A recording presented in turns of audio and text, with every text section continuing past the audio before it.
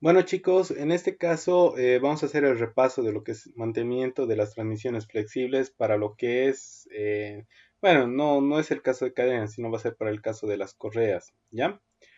Lo que vamos a hacer ahora es, vamos a dar una breve descripción, en este caso de lo que es una transmisión mecánica. Básicamente la transmisión mecánica se encarga de transmitir no solamente movimiento, sino también potencia y momento. Estamos hablando del momento torsor, ¿no es cierto?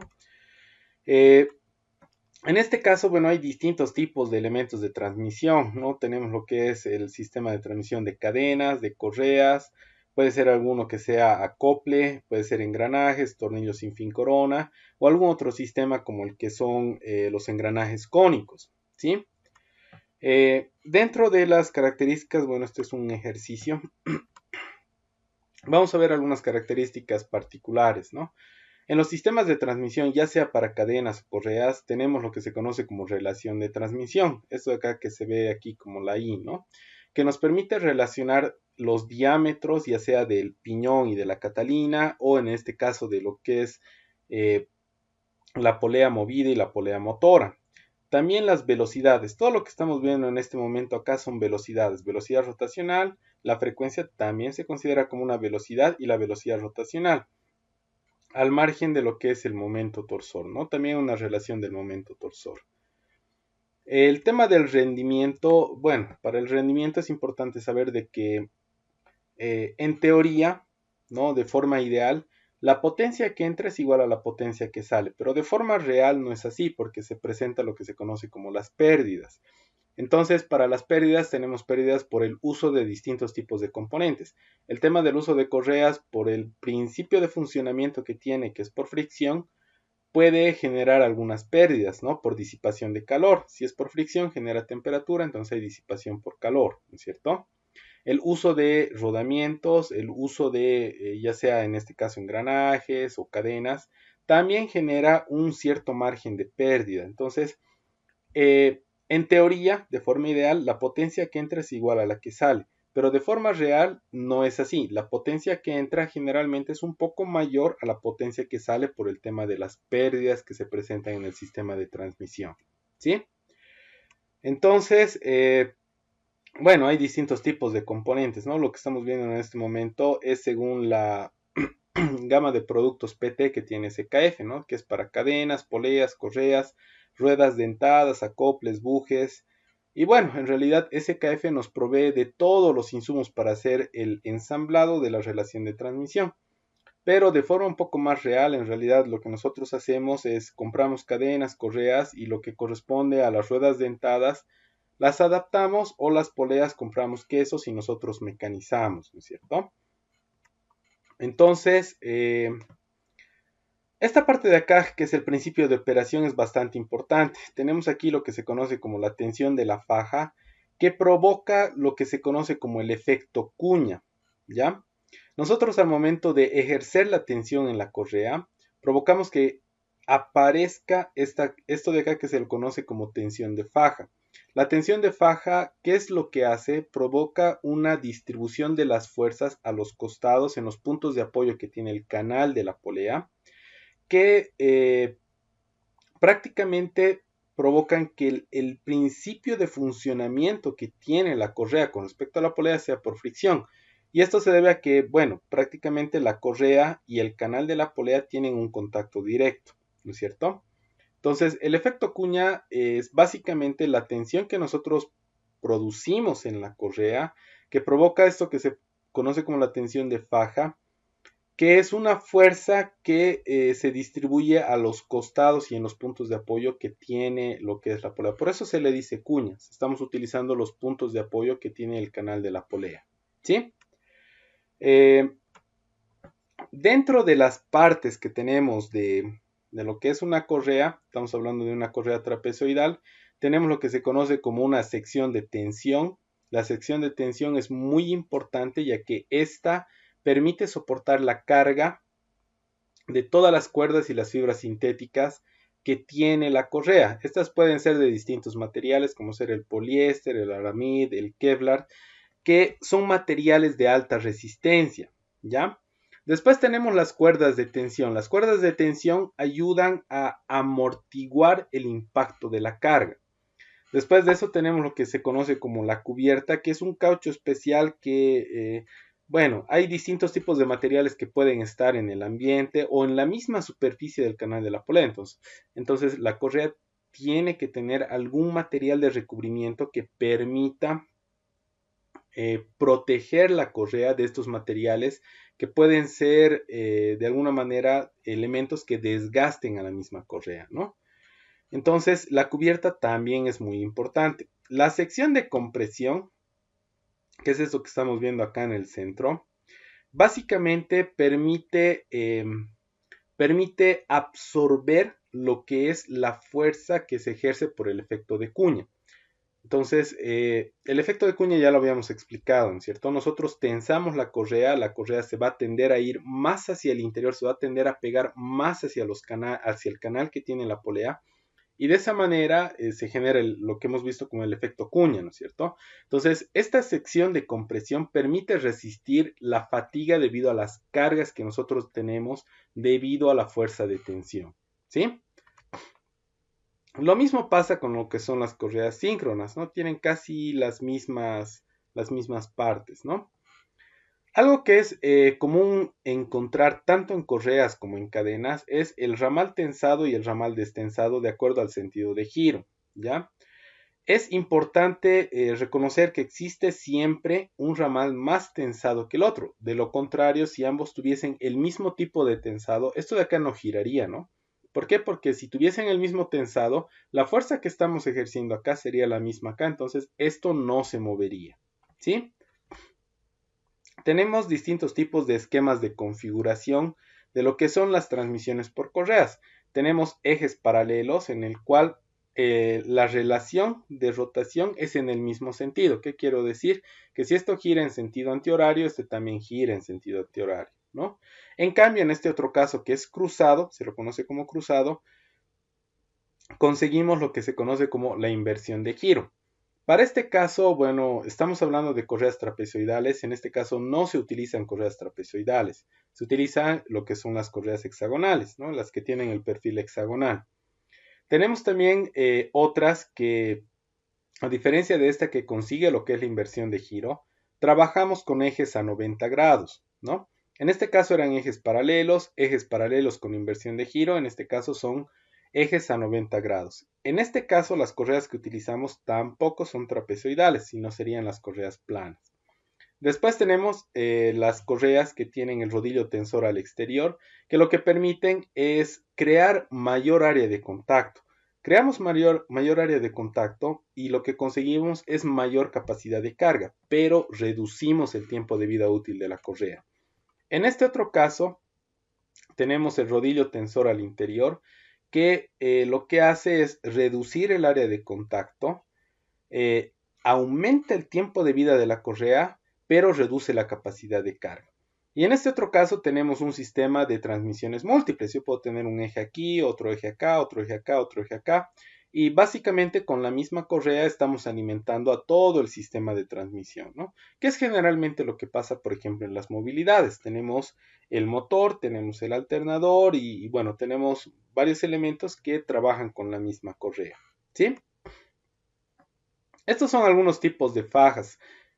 Bueno, aquí de manera bastante resumida podríamos indicar de que dentro de las correas trapezoidales tenemos las correas clásicas, las estrechas. No nos está mencionando acá las anchas porque no es de un uso muy normal, o sea, tienen usos bastante particulares. Generalmente trabajamos con las correas clásicas y las estrechas, ¿no? Las estrechas en el caso en el cual tengamos espacios reducidos y necesitemos la misma capacidad de carga que con las correas clásicas, ¿no? Después tenemos las policanales y las síncronas, ¿no? Las policanales es las que se conoce como las correas trapezoidales unidas por el lomo, y las síncronas son las que se conocen como correas dentadas, ¿no? Hay una diferencia fundamental aquí entre lo que son las correas síncronas y el resto de las correas que hemos mencionado, que es básicamente la relación de transmisión. Policanales, estrechas, clásicas trabajan por fricción.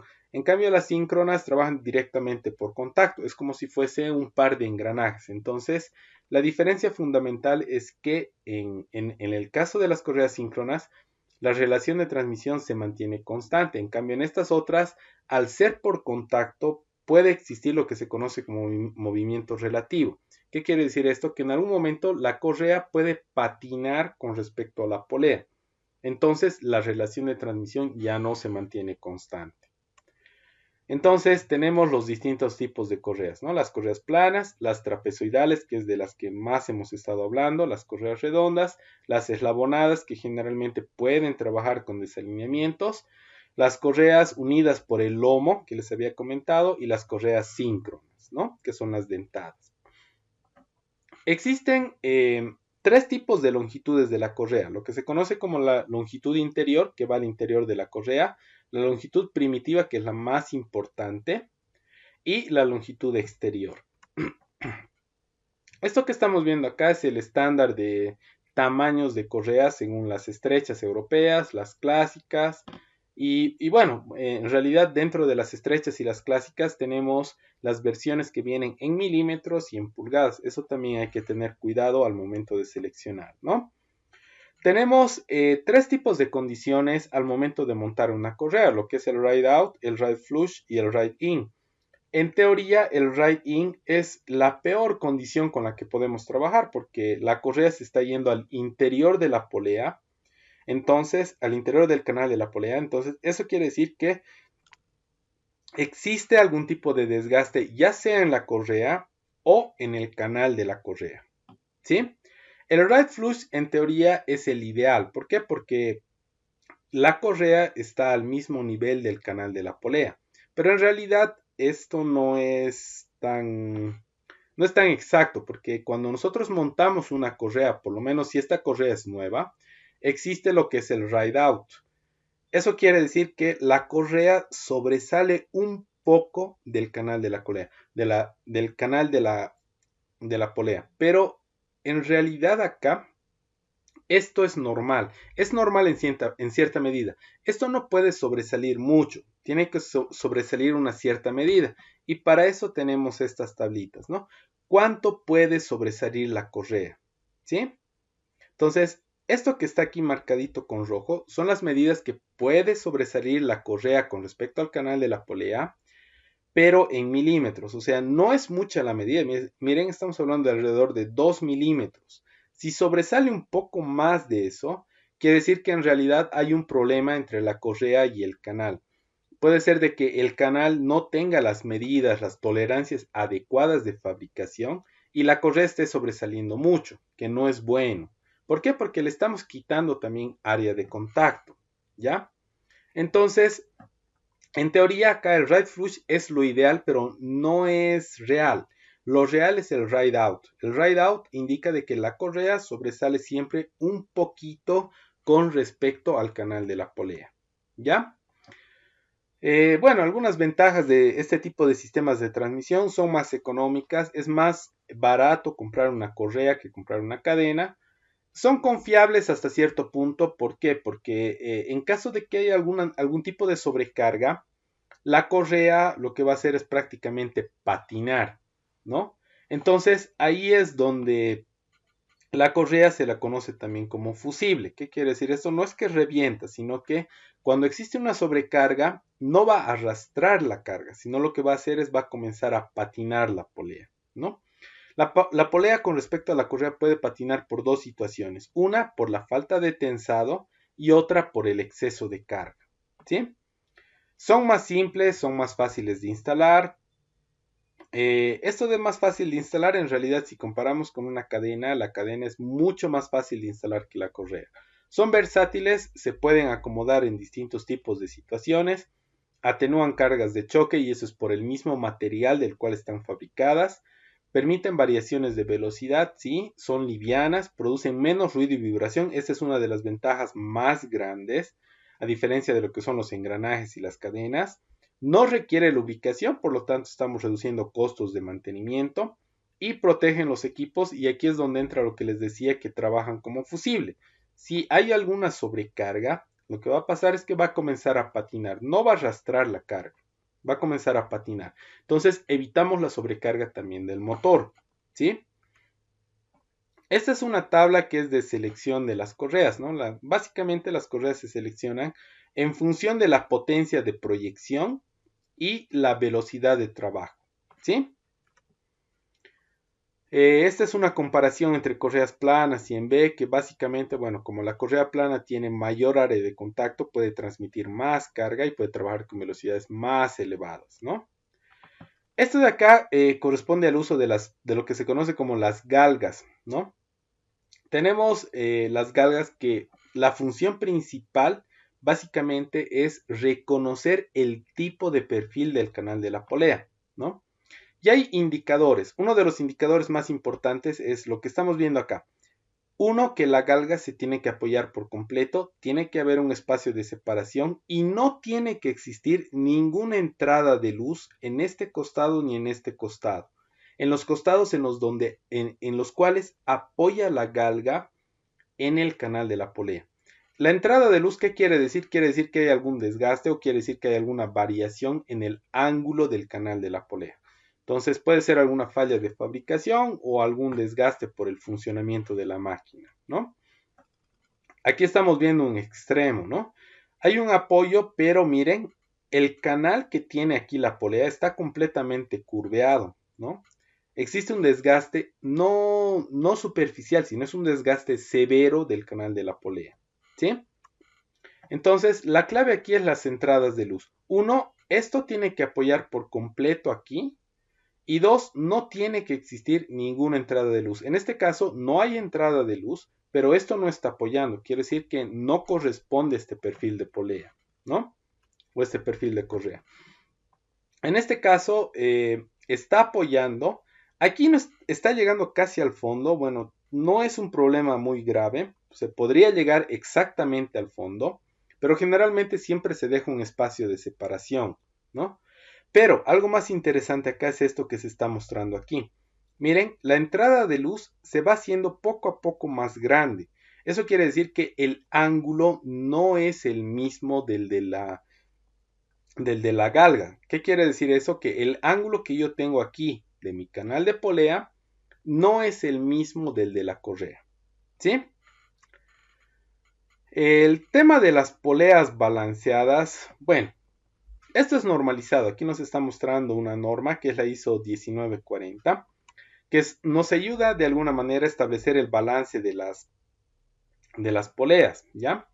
Lo que sucede con las poleas es que es como los aros de las llantas de las movilidades. Lo que sucede es que en algunos casos la distribución del material de fabricación del aro, en algunos casos no es homogénea. ¿Qué quiere decir? No está igualmente distribuido. Hay dos formas de verificar. Uno es el estático y el otro es el dinámico. La diferencia es que el estático no lo verifico con la velocidad nominal de trabajo. El estático se puede hacer de forma más empírica. Miren, hay procedimientos en los cuales se puede poner el eje con la polea montada y un par de rodamientos. De esa manera el rodamiento va a ayudar a que el deslizamiento sea más suave y que de esa manera se constate si esto está o no está balanceado. ¿El balanceado en qué consiste? En este caso, en el caso de la polea, vamos a hacer girar la polea no a velocidad nominal y la polea lo que va a hacer básicamente es al momento de girar va a tener un vaivén. Automáticamente se va a frenar y va a comenzar a retornar y volver a querer avanzar. Eso quiere decir que la masa no está completamente distribuida. Entonces, en ese caso, a la polea hay que ya sea añadirle o soldarle tal vez algún puntito, alguna arandela, o tal vez remover material, realizar algún proceso de taladrado y retirar el material. ¿Ya? En el caso del desbalance dinámico, esto se verifica a través de la velocidad nominal de trabajo. Esto ya no se puede hacer de forma empírica. Para esto necesitamos equipos que nos proporcionen la velocidad de trabajo de la polea. ¿Sí? Y esto se hace con sensores, así como hacen, por ejemplo, en los lugares donde balancean los aros de las movilidades, ¿no? Les ponen contrapesos y todo eso, ¿no? Esta parte de acá es importante porque el desbalanceo de la polea puede provocar algún tipo de sobrecarga o la aparición de alguna fuerza que no debería estar en el sistema de transmisión. ¿Sí? Algunas consideraciones para el montaje. Bueno, esto del ride out, ride flush, ya lo habíamos explicado. O sea, en realidad, bueno, dice acá lo ideal es que esto esté al nivel, pero ya sabemos que puede sobresalir un poco más. Lo errado sería que la correa se entre más de lo que debe, ¿no? Tenemos las galgas. Las galgas básicamente cumplen, y aquí esto quisiera aclararles, cumplen varias funciones. Estas galgas permiten, uno, ver si el canal donde vamos a colocar la correa es el adecuado, o sea, reconocer el perfil de la correa por una parte. Dos, sería reconocer el estado del canal de la polea. ¿Por qué? Porque las galgas tienen la medida de la correa. Entonces nosotros podemos verificar si la correa, o perdón, si la polea o el canal de la polea ya tiene algún tipo de desgaste. ¿Sí? Entonces, esto de las galgas tiene varias funciones, ¿no? Es verificar el tipo de perfil de correa que nosotros tenemos que poner en el canal de la polea y otro, verificar el estado actual en el cual se encuentra la polea, si tiene desgaste o no tiene desgaste, ¿sí? Entonces, de esa manera tenemos estas situaciones, ¿no? Por otra parte, al momento de realizar la instalación de la correa, la limpieza es importante, ¿no? El hecho de que haya partículas que son ajenas al canal de la polea y a la correa puede provocar algún desgaste en la correa, ¿no? Por otra parte, la coherencia de longitudes. ¿Qué quiere decir la coherencia de longitudes? Por una parte, no podemos mezclar marcas. Si bien el perfil de la correa es estandarizado, la longitud no lo es. Entre una marca y otra puede variar la longitud. Entonces, ¿qué provoca que varíe la longitud? Que va a haber un lado más tensado que el otro, ¿sí? Entonces, ¿eso qué va a provocar? Que una de las correas se desgaste más rápido que la otra. ¿Por qué? Porque va a absorber más la carga, ¿no? Entonces, la coherencia de longitudes es importante. Esto se da no solamente entre una marca y otra, sino también se puede dar entre el hecho de utilizar una correa que esté nueva y la otra que sea usada, por más de que sean de la misma marca. Las correas, lamentablemente, por el tiempo de uso, al ser elementos que son elásticos, se pueden llegar a deformar de forma permanente. Entonces, la longitud puede variar, ¿sí? El tema de la extracción de la correa, generalmente no podemos utilizar, así como está mostrando acá, otros elementos para deformar la correa para poder extraerla, sino lo ideal sería destensar para sacar la correa, ¿sí? Por otra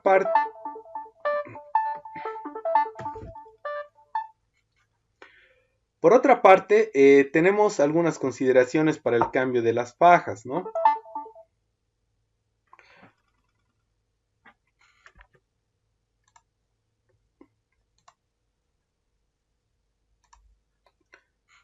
Por otra parte queda lo que es el tema del desalineamiento y el alineamiento de lo que son las correas. Básicamente tenemos lo que se conoce como el desfase paralelo y el desalineamiento angular. Esto que estamos viendo en este momento se conoce como desalineamiento angular. Entonces, tenemos dos tipos de desalineamiento angular, lo que es el horizontal y lo que es el vertical, ¿no? Aquí estamos viendo en estos dos casos de acá lo que vendría a ser el desalineamiento horizontal y aquí estaríamos viendo lo que es el vertical y esto de acá es lo que se conoce como el desfase paralelo. Quiere decir que no existe desalineamiento horizontal ni vertical, pero sí de forma paralela existe algún tipo de desfase, ¿sí? Y bueno, es básicamente lo que estamos viendo aquí, ¿no? El desfase angular vertical, angular horizontal y el paralelo, ¿sí? Una forma de regular esto es a través de lo que son las reglas o los hilos, lo que es el método de la cuerda. ¿En qué consiste? En generar puntos de contacto. Cuando trabajamos con la regla, puede ser una de las reglas de aluminio, las largas, crear 1, 2, 3, 4 puntos de contacto para considerar este tipo de poleas como alineadas, correctamente alineadas. O puede ser el método de la cuerda, en el cual también tenemos 1, 2, 3, 4 puntos de contacto, ¿sí? La otra forma es utilizar el método láser. El método láser generalmente en las poleas no es recomendable usarlo a los costados, sino en medio de los canales, ¿no? Eso para que en caso de que la polea no sea fabricada de forma homogénea, o sea, quiero decir que la medida que tenemos acá no sea tal vez exactamente la misma que esta, por lo menos los canales coincidan. ¿Por qué? Porque en los canales van a ir alojadas las correas, ¿sí? Entonces, el mejor método en el caso de las correas es utilizar el método de alineación láser, pero ubicado en los canales de la correa, ¿sí? En el caso del tensado tenemos posibles problemas, cuando hay una tensión escasa o hay una tensión excesiva, ¿no? En el caso de la tensión escasa tenemos el intenso deslizamiento, puede provocar desgaste excesivo en la cubierta, y eso es ¿por qué? Porque va a comenzar a patinar. El sobrecalentamiento se debe también a lo mismo. Al momento de patinar la correa genera mucha más fricción, entonces hay mucha disipación de temperatura, ¿sí? En el caso de tensión excesiva también produce sobrecalentamiento, puede producir algún estiramiento excesivo en la correa o finalmente algún daño en los componentes de transmisión. ¿A qué se refiere eso? Voy a tensar mucho, entonces voy a generar más carga en el eje y más carga, más que en el eje, en los rodamientos, ¿sí? El tema de la tensión mínima que nosotros deberíamos tener para las correas está dado por esta ecuación, ¿no? En donde Y es la deflexión de la correa, quiere decir la distancia con respecto a la horizontal que tiene que tener la deflexión de la correa, y T, bueno, que en este caso quiere decir el ramal o spam. ¿Qué quiere decir el ramal o spam? No es la distancia de centros, sino es la distancia entre puntos de contacto, ¿sí? Gracias a esta ecuación yo puedo determinar lo que es la distancia de deflexión. ¿Cuánto debería deflectarse la correa para estar correctamente tensada? ¿Sí? Hay otros métodos, ¿no? Uno es, bueno, así lo estamos determinando a través de herramientas de medida y ecuaciones. Y otra es el tensiómetro mecánico y el tensiómetro digital. El tensiómetro mecánico se regula a través de la distancia de span y la capacidad de carga de la correa, que esto se saca de tablas. En cambio, en este otro caso, para el equipo que es digital, nosotros debemos con tablas generar la frecuencia que debería tener la correa y de acuerdo a eso controlar las oscilaciones que ésta tiene, ¿sí?